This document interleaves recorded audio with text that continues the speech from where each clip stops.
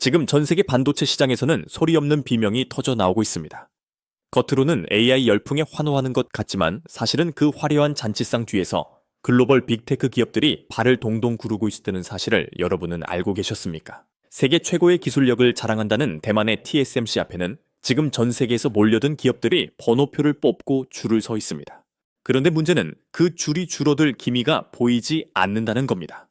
엔비디아와 애플이 이미 TSMC에 3나노와 2나노 물량을 싹쓸이하다시피 가져가면서 메타의 마크 저커버그나 퀄컴의 크리스티아노 아몬 같은 거물급 CEO들이 큰 위기감에 빠졌습니다.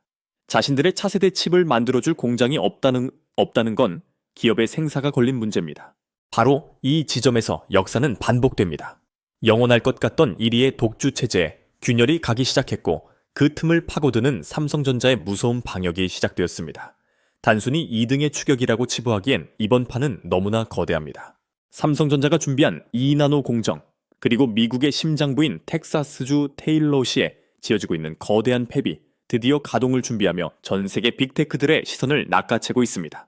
여러분은 왜 페이스북의 수장인 마크 저커버그가 10년 만에 한국을 찾았는지 그 진짜 이유를 생각해 보신 적이 있습니까? 단순히 한국 음식을 먹고 인사하러 온 것이 아닙니다.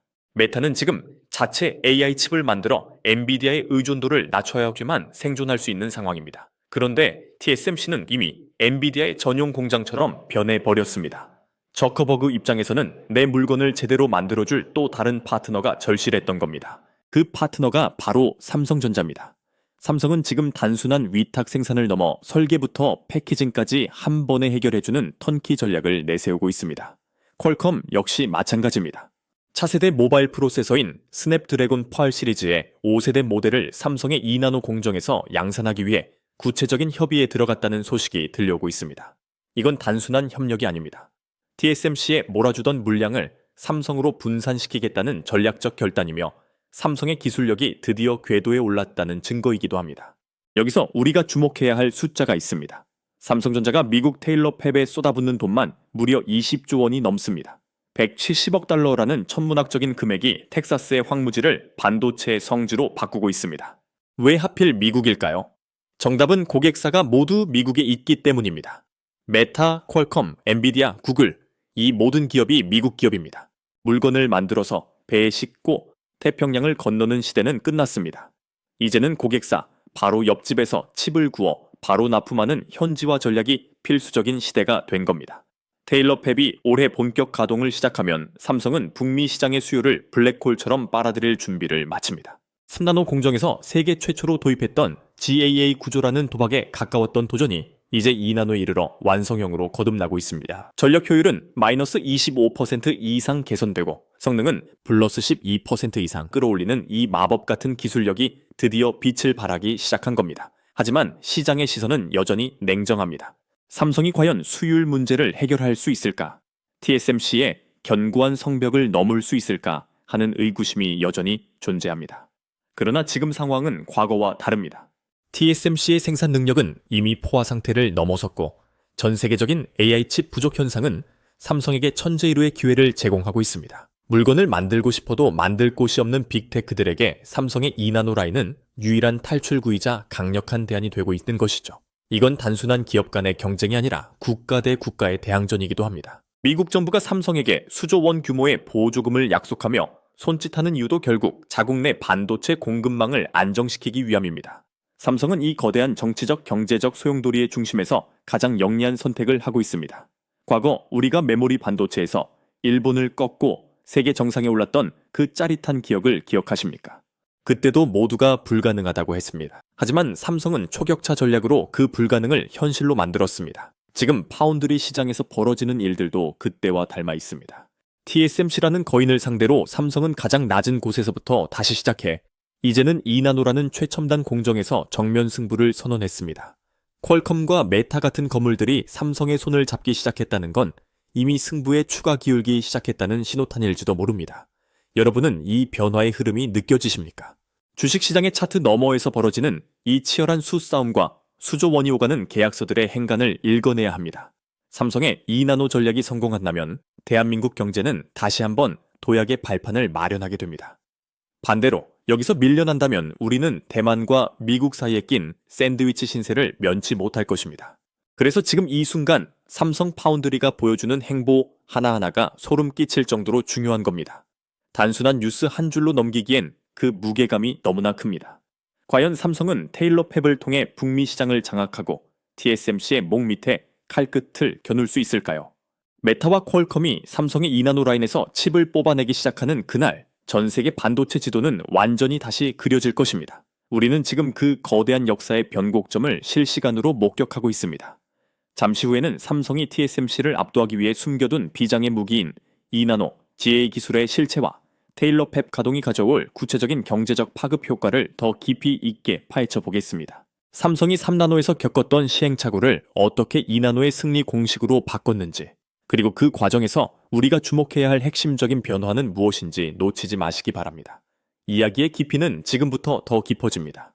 이 전쟁의 끝에 누가 웃게 될지 그 시나리오를 계속해서 따라가 보시죠. 삼성이 3나노 공정에서 겪었던 수율의 진통은 단순한 실패가 아니라 2나노라는 거대한 도약을 위한 처절한 예방주사였습니다.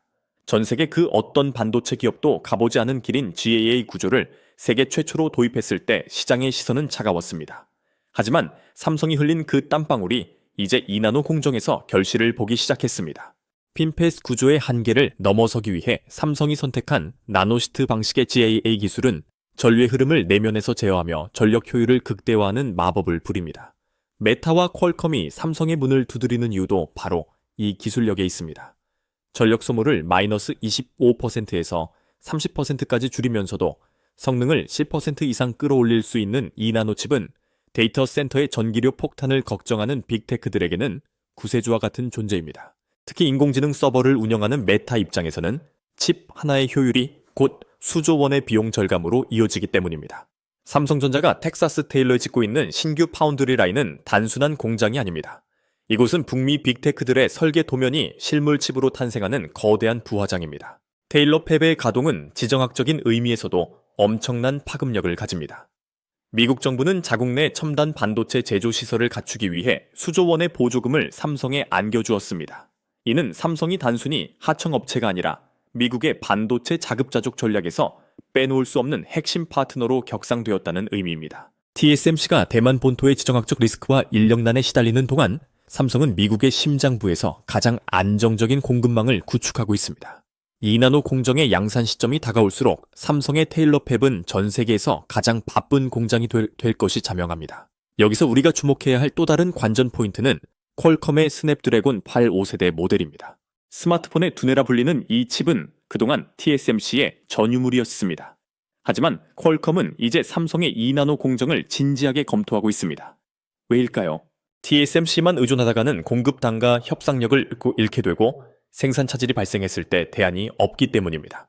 삼성은 이 틈을 놓치지 않고 퀄컴에게 매력적인 제안을 던졌습니다. 2나노 공정의 우수한 성능은 물론이고 패키징 기술까지 묶어서 제공하는 원스톱 솔루션을 제시한 겁니다. 만약 퀄컴의 주력 칩이 다시 삼성의 품으로 돌아온다면 이는 파운드리 시장의 판도가 완전히 뒤집히는 역사적인 사건이 될 것입니다. 삼성의 파운드리 전략은 단순히 칩을 찍어내는 것에 그치지 않습니다. 메모리 반도체 세계 1위라는 타이틀을 무기로 OHBM과 파운드리를 결합한 이른바 맞춤형 칩 전략을 구사하고 있습니다.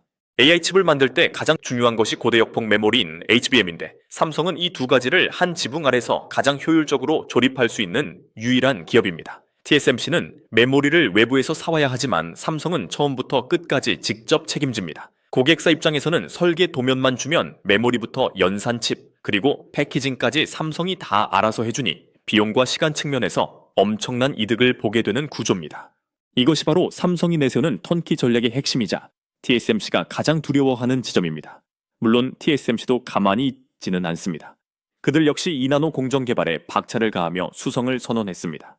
하지만 TSMC의 2나노 공정 비용은 천문학적으로 치솟고 있습니다.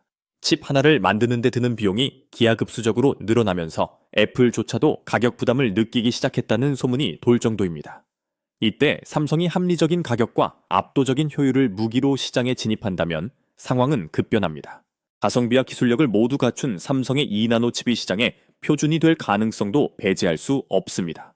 이미 구글의 차세대 텐서 칩 역시 삼성의 2나노 공정을 활용할 것이라는 구체적인 전망이 나오고 있는 상황입니다. 여러분은 지금 삼성전자가 써내려가는 이 반전의 드라마를 어떻게 보십니까? 한때는 격차가 너무 벌어져 추격이 불가능해 보였던 파운드리 시장에서 삼성은 포기하지 않고 2나노라는 승부수를 던졌습니다. 그리고 그 승부수는 이제 메타와 퀄컴이라는 거물급 우군을 확보하며 현실이 되고 있습니다. 20조 원이 넘는 투자와 수천 명의 엔지니어가 쏟아부은 열정이 텍사스 테일러의 뜨거운 태양 아래서 서서히 결실을 맺고 있는 것입니다. 2나노 공정의 양산이 본격화되는 2025년과 2026년은 대한민국 반도체 역사에서 가장 뜨거운 해가 될 것입니다. 삼성이 2나노 공정 수주에 성공했다는 소식은 단순히 한 기업의 매출이 늘어나는 문제가 아닙니다. 이는 전 세계 반도체 생태계의 중심축이 대만에서 대한민국과 미국으로 이동하고 있음을 시사합니다. TSMC의 병목 현상을 해결해줄 유일한 대안으로서 삼성의 가치는 날이 갈수록 높아질 것입니다. 특히 차량용 반도체나 자율주행 관련 칩 시장에서도 삼성의 2나노 공정은 독보적인 위치를 점할 것으로 보입니다. 성능은 높이면서도 전력 소모와 발열은 획기적으로 낮춘 기술력은 미래 모빌리티 시장에서도 필수적인 요소이기 때문입니다. 하지만 승리를 장담하기에는 아직 넘어야 할 산이 많습니다. 수율의 안정화는 물론이고 수만 개의 부품과 설계를 지원하는 생태계인 IP 확보 경쟁에서도 삼성은 더 속도를 내야 합니다. TSMC가 수십 년간 쌓은 파트너십의 장벽을 허물기 위해서는 기술력 이상의 신뢰를 보여주어야 합니다. 삼성은 지금 그 신뢰의 탑을 하나씩 쌓아 올리고 있습니다. 메타의 수장이 직접 한국을 찾고 퀄컴이 다시 삼성의 문을 두드리는 것 자체가 이미 변화의 시작을 알리는 신호탄입니다. 우리는 이 치열한 싸움에서 삼성이 승리할 수 있도록 응원하면서도 냉철한 시각으로 그 과정을 지켜보아야 합니다. 다음 장에서는 삼성의 2나노 공정이 불러 올 구체적인 경제적 이익과 주가에 미칠 영향, 그리고 삼성전자가 TSMC를 완전히 따돌리기 위해 준비 중인 1.4나노 공정의 로드맵까지 하나하나 짚어보겠습니다. 삼성이 그리는 반도체 제국의 미래는 우리가 상상하는 것보다 훨씬 더 장대합니다. 과연 이 도박 같은 도전이 잭팟으로 이어질 수 있을지 그 운명의 갈림길을 계속해서 추적해 보겠습니다. 대한민국 반도체의 자존심이 걸린 이 전쟁의 마지막 시나리오를 놓치지 마십시오. 이제 주식시장과 대한민국 경제 전반이 이 2나노 전쟁의 결과에 왜 사활을 걸고 있는지 그 속사정을 들여다볼 때입니다. 단순히 공정 하나가 성공하느냐 마느냐의 문제가 아닙니다. 삼성전자가 TSMC의 병목 현상을 틈타 메타와 퀄컴의 물량을 대거 수주하기 시작했다는 것은 삼성의 실적 그래프가 완전히 새로운 국면으로 접어든다는 신호탄입니다. 과거 5나노나 4나노 시절에 겪었던 수율 논란으로 인해 삼성 파운드리의 가치는 저평가되어 왔습니다. 하지만 2나노 공정에서 보여줄 영업이익률은 상상을 초월할 것입니다. 파운드리는 전형적인 고정비 산업입니다.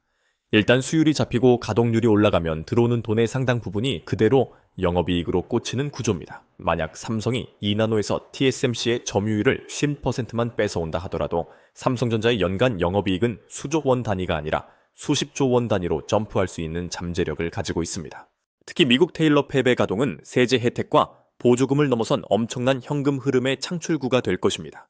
미국 현지에서 생산되는 2나노 칩은 메이드 인 USA라는 프리미엄을 등에 업고 미 국방성이나 주요 정부 기관의 서버 칩으로 들어갈 가능성도 큽니다.